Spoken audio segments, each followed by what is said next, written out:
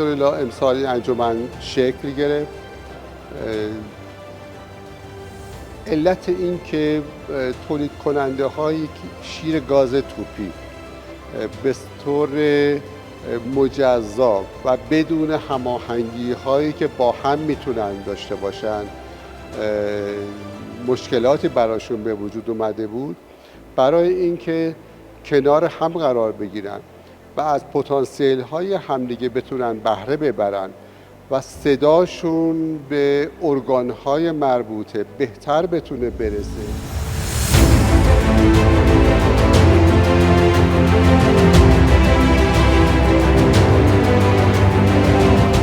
ما میخوایم با گرد همایی این تولید کننده ها و به وجود آمدن این انجمن نظارت کافی داشته باشیم و بازوی مؤسسه استاندارد باشیم تا اون بتونه وظایف خودش رو به نحو احسن.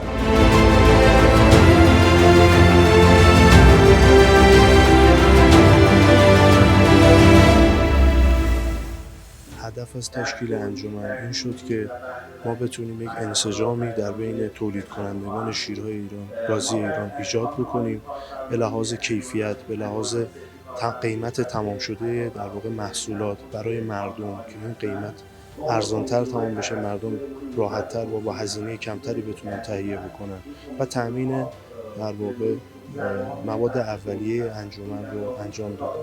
در این راستا با همکاری دوستان توی در واقع انجمن صنفی کارفرمایی تلاش کردیم بتونیم اهداف انجمن که در این مسیر بحث ارتقای کیفیت محصولات هست رو پیگیری بکنیم و به نتیجه برسونیم.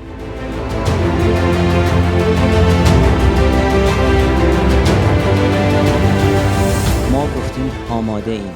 امروز این صنعت حاضر است به فنا برود برای بقای جامعه.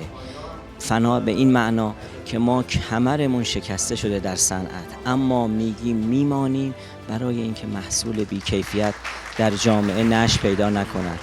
امیدوارم این صدا به گوش مسئولین ذی‌ربط برسد که ما همچنان دست یاری و دست نیاز به سمت تک تک آنان دراز کردیم.